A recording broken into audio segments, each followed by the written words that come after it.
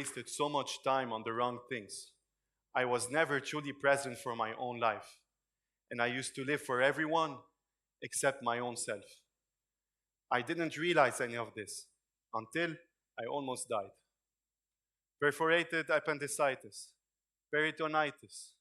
Doctors told me that I was a couple of hours into going through a septic shock.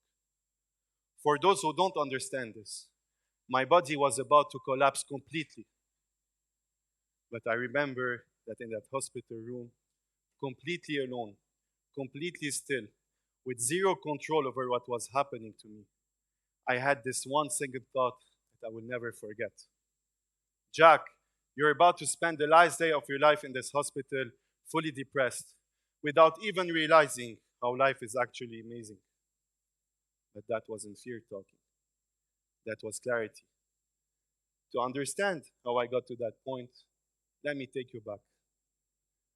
Before that hospital room, I was at my lowest point, mentally, physically, completely. Stressed, disconnected, slowly isolating myself from the people around me and the people I used to love the most. All of this moment, everything that happened to me showed me one single thing, that I was all alone. And that's what I thought. But at the same time, this experience gave me something amazing and something that is worth sharing with you tonight. I realized that time, sometimes something happens to you for a simple reason, but you're not going to discover it at the exact moment. And that is what I'm here to share with you tonight about everything that was happening to me behind those hospital rooms. Okay? So, first of all, when I was there, I realized that I was all alone. And that moment was super hard for me because at that time, I was at my lowest point mentally and physically. And what happened to me was that I decided I had to do something about it. I had to step out of the box. I had to finally have control over myself only on the things that I couldn't control in life. Because in life, something happens for you for a reason. And at the same time, I'm here to share with you something that's irreversible. That time is limited.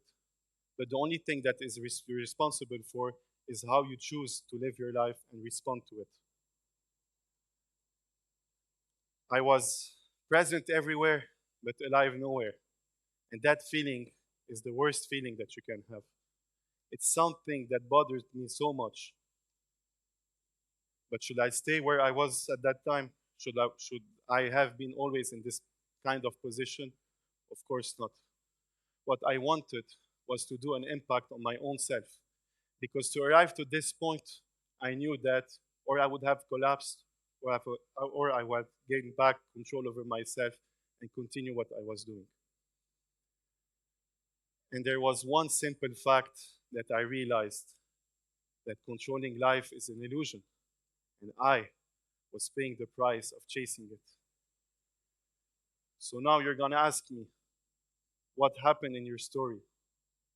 First of all, when those situations happened to me, I had this one second thing that I wanted to do, moving, because my body was physically destroyed to a point where I didn't have even control on the way that I was walking.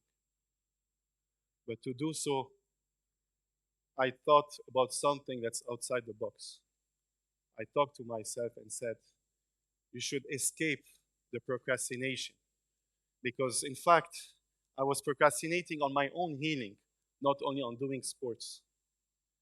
On that time, I was completely lost. I was always trying to do sports, and I told myself that I would go running. At that time also, I laced up my shoes and said that I would go run. But guess what? I didn't. Why? Because I was self-sabotaging myself. But then an idea hit me, an idea that was strong.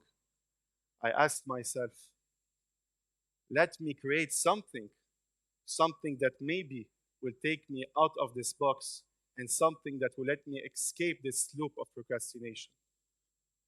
So that's why I said, and I told myself, why if I create a run club, Lebanon's first free run club, a run club that will let me control myself over my body and to show the world what movement can do to someone and to heal. So I talked to Hekmat and Chris, brothers at first, who turned out to be co-founders and sharing an amazing journey with them, and I'm grateful for that. I showed them a dream, a logo, a vision, and I asked them one simple question. Do you want to join me in this journey? They directly said yes. So we started with our first run. It was on a Sunday morning. 8 people showed up. 8 people decided to show up on a Sunday morning when they didn't have to. Then it grew. One run at a time, one morning at a time, one decision to show up at a time. And what's even more interesting about it is that everybody joined us from all parts of Lebanon, from every religion, from every political party. Everybody decided to join us as one. No politics, no religion, no judgment, just people running as one. In a country that is known for its division, everybody was holding their hands together and wanted to create an impact. What was even more interesting is that in the Run Club, when I used to talk with our members, people told me that they didn't just come to run. They came to rebuild themselves because they felt lost like the way I did. Each one has its own story. And trust me, all of you are sitting here today at TEDxUSJ. Each one of you has your own story and your own thing that you want to work on. But it takes the courage, and the courage will only be from you if you want to change. When my body collapsed, I didn't lose everything. I lost what was never mine to carry. This constant need of control, this constant fear that was in my head. But then it completely got out of the way. And there was one simple thing that I hadn't felt in a long time. And when I felt it, it was amazing. That was clarity. And I realized even one simple thing that's super important, that in life, you should not force things. You should flow. Stop forcing. Start flowing. The life that you are meant to live is already yours, but on the other side of control. At a single time also, I remember I was sitting with Hikmat and Chris, and I told them that this run club was even more than a run club for me. It was my healing. And what made it amazing for me is all those people that joined us with one single mission to just belong into my healing journey also. I want to tell you also something about crisis that nobody told me before. Crisis doesn't slow you down. It speeds up who you're becoming. When people get into any kind of crisis in their life, they collapse emotionally. They blame, they freeze, they wait for it to pass. But at the same time, crisis is not here to push you down. It's here to uplift you. It's here to show you where you've been lying to yourself. It's here to show you what's the issue within yourself. My crisis showed me that I was living all this time for the wrong reasons. And it also showed me what I was capable of. We always think we have more time in life, more outcomes, more possibilities, more chances, more tomorrows, until you almost realize you don't have time. You have unlimited potential to shine, to build, to lead, to create, to love, but most importantly, to discover who you truly are and who you truly want to become. That's why when you know that the gift of life is that life is limited and time is fragile, you would really want to start to discover what you truly love and what's truly your passion. Stop forcing and start flowing. That's really a sentence that I'm going to repeat to you because this is really the key about life. Moreover, you think sometimes that you have everything in you and that you can control everything that's happening on the outside, where in fact, it's not the case.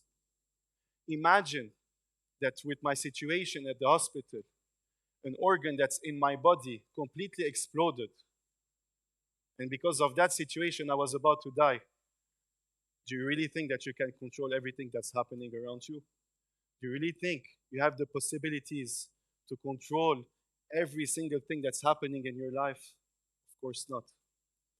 But the power that's within you is when you realize that the only thing you can control is how you choose to react and respond to every single thing that's happening in your life. You cannot control life. You cannot control the people around you. You cannot control outcomes or situations. But the only thing you can control is how you choose to respond to it all. I started this talk with 3 sentences. And I want to end this talk with the same 3 sentences. But this time, I want you to think about them in a different way. I wasted so much time on the wrong things. I was never truly present for my own life. And I used to live for everyone except my own self. Some of you may feel this right now. Maybe this is your wake-up call. You don't have to almost die to start living. So what are you waiting for? Start living.